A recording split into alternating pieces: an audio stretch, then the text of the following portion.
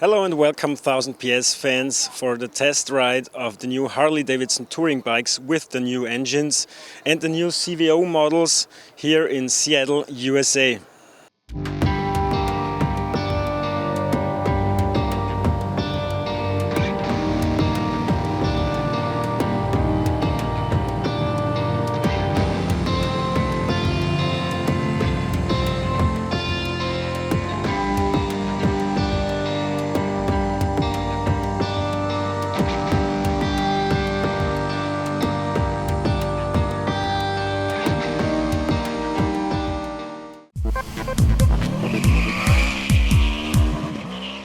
As you can see, we are already in another place. We left Seattle City to the Olympic National Park, which is up there, almost 6,000 feet, I think 5,800 or something. Didn't expect it to be so cold. I thought it would be 20-25 degrees Celsius. It was 12 to 13 degrees, but we saw some deer, which we could almost touch. We saw some chipmunks, and we rode a nice route, so I'm very happy. Especially because there's so much new stuff from Harley-Davidson next year, especially the new engines, and I think first we're going to talk about that. So here it is, nice, clean and shiny in the morning sun. It's really hard for me to look into the camera, but I'm still going to try because this is such a nice engine, really American, strong, nice, chrome, muscular. That's what Harley is supposed to be like, and we have some new features here. Considering the engine, we have only one camshaft, we have 4 valve heads, we have reduced vibrations, better heat management. The idle speed is only 850 RPM, and we have double ignition, so it's supposed to be more efficient. Fuel consumption is lower. Power output is higher. I didn't check that. I can't check that here. I have to do a test at home to tell you if that's really true. Harley is talking about like 11% more power, more better acceleration, no matter from 0 to 60 or from 60 to 80. It just has a better acceleration. It's hard for me to say because we don't have old models here, so you can really compare. So as I said before, I think there are 3 versions of this engine. This is the 107 in the Street Glide. That's about 1,745 cc. Its exhaust valves are cooled with oil. Basically, they're all air cooled, as you can see. The power output is 91 horsepower and the torque is 153 Newton meter.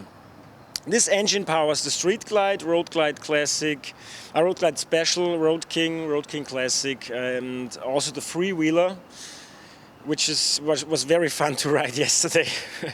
A really special experience. A second version is the twin-cooled Milwaukee 8107, which is cooled with liquid, not with oil.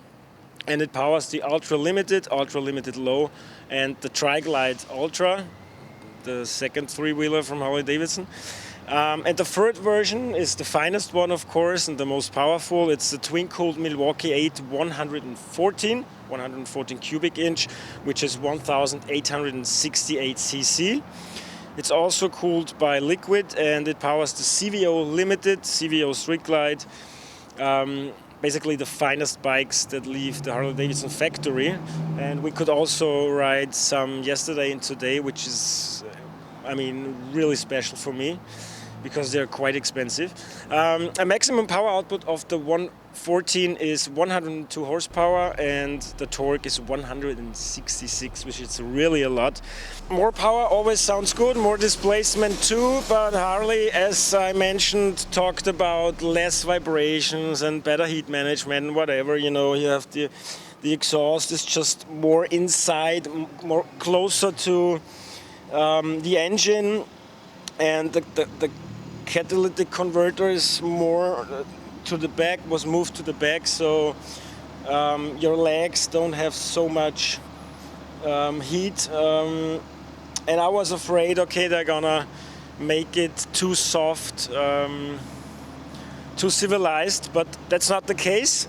It's more comfortable to ride. You have less vibrations in your hands, in your feet, in your ass, but the engine is still alive. You know, it's not. You don't have the feeling it's not just some technical stuff. It's some parts of steel, but it's coming alive. When you're starting it up, it just roars, and yeah, it has to be a little bit warm or hot. You have to feel it under you. Yeah, that's what it's all about. It's you and the engine, and it just goes, and it doesn't matter if it's just a straight or if it's turn after turn. That's the Harley experience. That's a unique Harley experience for me. So don't be afraid. It still has this strong sound, this hammering strong sound, especially of course with Screaming Eagle parts, but also the regular versions are very nice. So yeah, don't be afraid that it's going soft. Harley's going soft. It is not, but it is listening to its customers, and yeah, they said they wanted less vibrations and better heat management, whatever. So Harley gave it to them, and they still stayed true to themselves. Today is the second day of riding. I'm really looking forward to it. If I can still look after this morning sun, so blinding. Yeah, I have I think 30 minutes now. So we'll see you again for the last part of the review. Let's see if I can find out some more things about the new Harley-Davidsons, and especially about the new engines and the new suspension. 2 days of Harley riding and testing are over, unfortunately. Already very sad. I got 3 more days of vacation here because it's a long way from Europe, so I thought, okay, let's just do 3 more days with some friends from other magazines. Maybe we go to Vegas, I don't know. Maybe we go to Vancouver, let's see. Or we stay here in Seattle, the city of grunge, and I was so happy when I started the Milwaukee 8 for the first time yesterday in the Street Glide, and turned on the radio and Smashing Pumpkins was playing, and then later on Pearl Jam and Nirvana and everything. So it doesn't get any better than that, I think, for me at least. And I also think that Harley built the best bikes they ever built. 2 years ago, within Project Rushmore, they worked on everything, on the comfort, on the handling, on the suspension, on the engine, whatever. Everything they worked on with the customer in direct relationship, and you could really feel that it was such a huge step forward. It was kind of a revolution maybe, and now again they worked on these parts. They have totally new engines. They have refined suspension, more power. They say less fuel consumption.